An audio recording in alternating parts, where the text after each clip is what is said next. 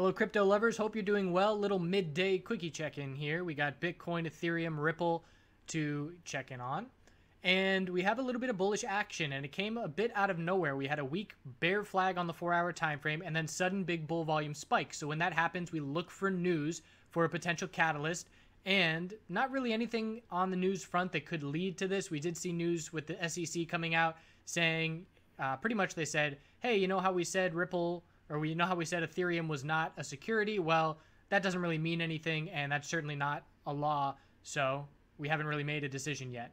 Pretty much is how I interpreted that news. Either way, the move that started, just comparing on when it happened on Ripple with Ripple's bullish reaction. Ripple had a lot of news coming through the news feed today, so check out those fundamentals if you're interested in them. But just going to do quick charts here. The breakout happened on Ripple, and then it started happening in the other names. So it's almost as if Ripple was a leader, which is interesting to watch to see if, you know, these bots and these correlations are going to react to individual coins like that and move the entire cryptocurrency space. That's my interpretation of what has happened today. Again, I can look into it for more details later, maybe change my mind, but as of right now, that's what it appears to be. So looking at the daily chart for Bitcoin, we have a daily inside bar forming. We'll watch to see how that breaks tomorrow. The daily exponential resistance had rejected the price. That's still in play.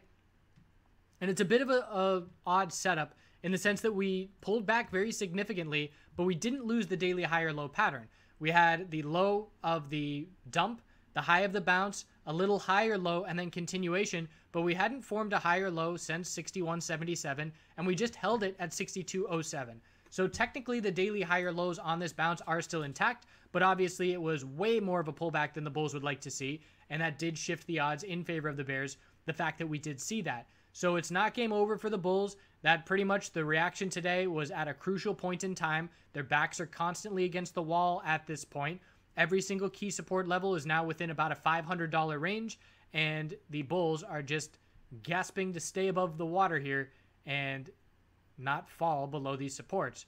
So let's look at it on the 4-hour time frame. And this morning, we had a weak bounce attempt with nothing really showing up for the volume. And then we zoom into the 5-minute time frame and look at the huge volume spike. And I compared this to Bitfinex because, again, when you're looking at Coinbase, you want to be looking at exchanges with more volume as well. And Bitfinex saw the volume spike at roughly the same time, 8:15, 8:20. We saw bull action before that, but the actual volume did not back up this move until about an hour later. So the initial bull move was at about 7:15, and then the volume came in an hour later. And comparing that to Ripple, we'll look at each individual coin on their own in just a bit here, but the comparison to Ripple is the big bull move occurred at 7:20. The volume spike, and then the volume kept going, and it was just bulls off to the races right at 7:20. So you can look at these names. Let's look at Ethereum as well. They correlated to that move, but there was no volume behind this move. So it's almost like the bots were correlating to the Ripple action, but not pushing a whole lot of volume behind it. And then, again, same as Bitcoin, the volume showed up an hour later. That hour later for Ripple is when we consolidated and didn't really see a whole lot going on. So it was very interesting to watch that happen. And you can see, again, just the correlation with some bullish action, but the bulls really waking up with the volume an hour after the Ripple move started, although it does appear the Ripple move was the initial move that led to some upside. So that's interesting to be keeping an eye on. The alert system here, TheChartGuys.com, caught this Ripple move. We had the abnormal volume on the 15-minute time frame that triggered at 276, and then right after that we had a price shear. And the price shear alert is when the price moves away from a moving average that has been consistent for a certain period of time. So essentially what that tells you is when there's a tightening range like we saw before the breakout, we have a moving average of what the price is. And then when the price spikes up either above or below it by a certain percentage, that is what triggers in for the signal to go off. And then we had some further abnormal volume signaling the start of consolidation, but nice to see that that alert did go off right when the bull volume started showing up. Again, 276, and the move went all the way up into the 3-4 range, 3-3-3-4. So volume was the indication along with the price action, of course. Let's now look at the individual coins. So I've talked about in the past anti-FOMO, and anti-FOMO for me has been scaling into and out of positions. And that allows me to take some profit, but still have a position to allow for some potential further gains. Another anti-FOMO is changing time frames. You look at the 5-minute time frame and you watch this bull move happen, you say, oh man, we're breaking out. This is a short squeeze and I'm missing this move. If you zoom out to the time frame and you look at the 4-hour, you say, oh, well, this is just a lower high. We're not even anywhere near where we were before the last dump happened. So we know a lower high is going to happen. I'm in no rush. I can wait for this trend to change on the 4-hour time frame if I have interest in getting in bullish. And same thing with the bears. The bears are scouting for a bearish entry, potentially for that 4-hour lower high at exponential resistance, which we are seeing a little bit of resistance at. So our new 4-hour lower high appears to be 63.84. We still need a bit more follow through for the bears from that level to be confident that lower high has been set. Ideal scenario for the bulls: reject from that level, consolidate to a higher low, and then see a bull break getting over those lower highs. So that's the level the bulls want to hold, above 62.07. At this point, it's fairly healthy hourly consolidation. We are at exponential moving averages right now, and we just are watching for that level to hold. Could see an equilibrium once we do find the hourly higher low. If we bounce up and cannot break 63.84, watch for that hourly equilibrium. Trying not to yawn here. So hourly equilibrium, if we cannot break to a higher high, and the amount that we have pulled back definitely makes that a possibility. So overall, longer term perspective, this equilibrium on the weekly time frame. So if we break to a higher high on the daily of 65.80, is that a bull break on the weekly time frame?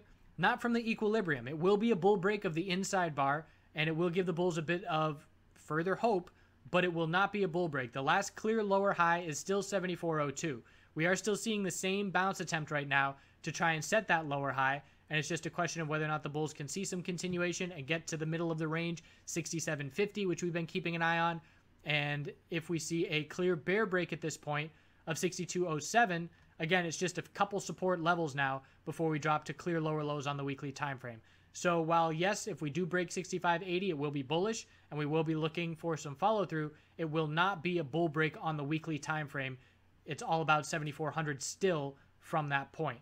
So things getting tighter, absolutely. We're heading towards that end of September. We got 13 more days in the month, and we'll see how long we stay in this tightening pattern. Ethereum, so let's look at the daily chart for Ethereum. Higher low has formed. So we have our low of the dump, our high of the initial bounce. Our higher low is attempting to form here. Daily inside bar forming.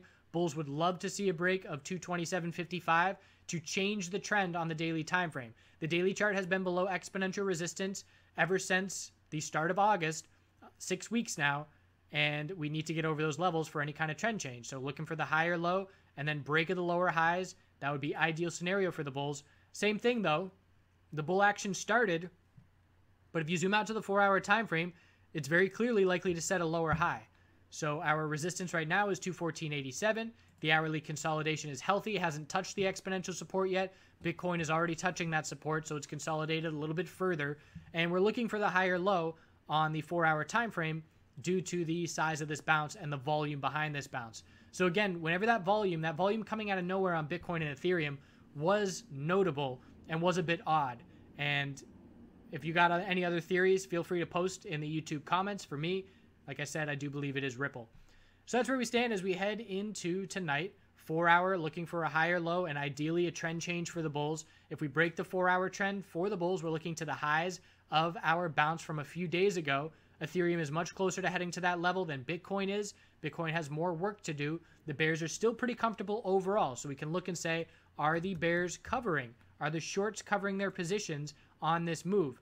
And the answer is yes, some of them are. We can see Bitcoin shorts have been covering for the past few hours. But as far as the daily chart is concerned, we're not really seeing significant shorts cover. And checking in on ETH, again, the shorts stood out when they saw significant upside before the dump. And they're still climbing.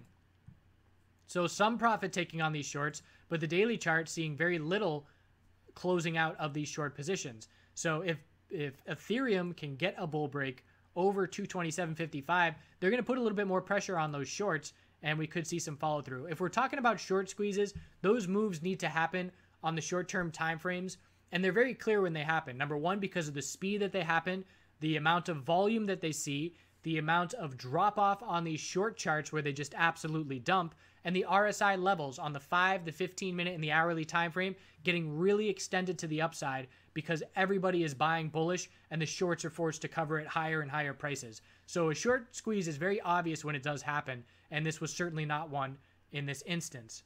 So we'll check back in tomorrow, and it's all about the 4-hour downtrend. If we can't break the 4-hour trend for the bulls, we're not seeing any kind of trend change. And again, the bears remain very comfortable if this is just a lower high. Have to see a higher low and then a trend change on the 4-hour to put any kind of pressure on those bears. And just full disclosure, in this space, I've been trading Canadian MJ all day. Canadian MJ, the opportunity, the marijuana sector, has been so much more prolific for me than cryptocurrency in the past 6 weeks or so. I've traded cryptocurrency maybe 2 trades in the last month. So while I'm putting out these videos every day, that does not mean I am trading this space. And again, it's just because the opportunity is not there. Things are choppier, things are less clear. The tighter you get within an equilibrium, we have a long-term equilibrium playing out. So I am patiently waiting for that. And in the meantime, again, Canadian MJ volatility is just off the charts with opportunity. So that's where I am trading. Just wanted to stay as transparent as possible that I am not active in the cryptocurrency space right now. And I will be again eventually someday.